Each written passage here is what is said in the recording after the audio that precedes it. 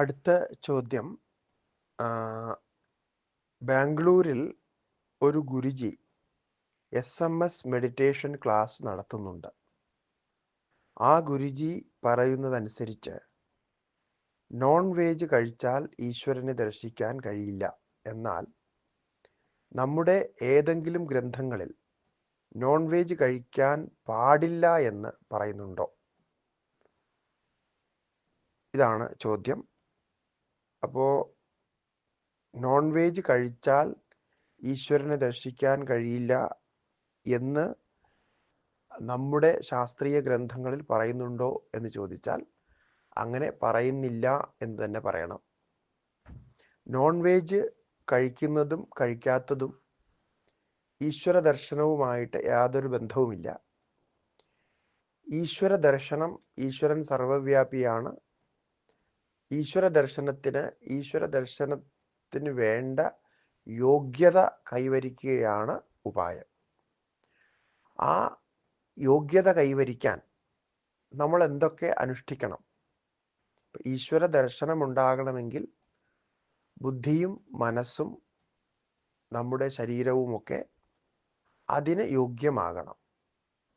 നമ്മൾ ഏതൊരു വലിയ പ്രവൃത്തിയും ചെയ്യുമ്പോൾ അതിനൊരു യോഗ്യത വേണം എന്നുള്ളതുണ്ടല്ലോ.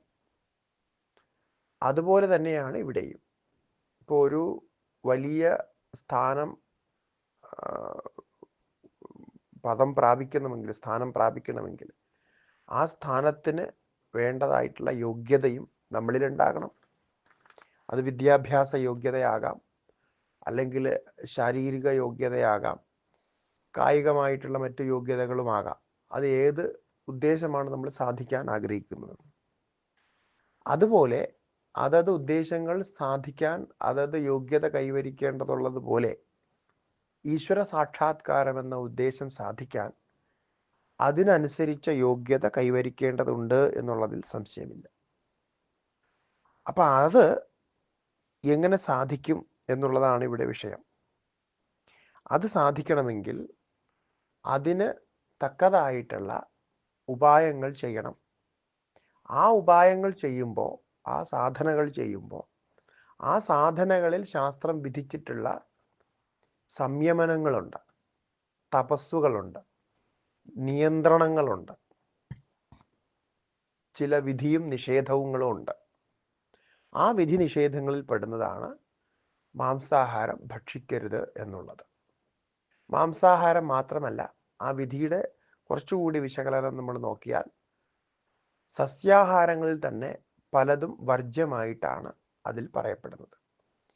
അപ്പോൾ സാധനകളിൽ മുന്നിലേക്ക് പോകുമ്പോൾ അതിനനുകൂലമായ ഭക്ഷണ രീതിയും വ്യവസ്ഥയും വേണം എന്നുള്ളത് കൊണ്ട്, ഇപ്പോൾ ഒരു ആയുർവേദ മരുന്നോ സിദ്ധമരുന്നോ അങ്ങനെയുള്ള മരുന്നുകൾ രോഗം മാറാൻ സേവിക്കുമ്പോൾ അതിനനുസരിച്ച് പഥ്യം ചെയ്യണമെന്ന് ആ ശാസ്ത്രങ്ങളിൽ പറഞ്ഞിട്ടുണ്ട്. ആ പഥ്യം നോക്കി പോയാലേ ആ മരുന്ന് ഫലവത്താകുകയുള്ളൂ. അതുപോലെ ഒരു സാധകൻ സാധന ചെയ്ത് ജീവിക്കാൻ ആഗ്രഹിക്കുമ്പോൾ അയാളുടെ സംയമവും മറ്റും പരിപാലിക്കപ്പെടാൻ ചില പഥ്യങ്ങൾ നോക്കേണ്ടതുണ്ട്. ആ പഥ്യങ്ങൾ നോക്കിയാൽ മാത്രമേ ആ വഴിക്ക് അയാൾക്ക് മുന്നേറാൻ സാധിക്കൂ. അപ്പം അതിലൊരു പഥ്യമാണ് ഈ വെജിറ്റേറിയൻ എന്നുള്ളത്, നോൺ വെജ് ഭക്ഷിക്കരുത് എന്നുള്ളത്.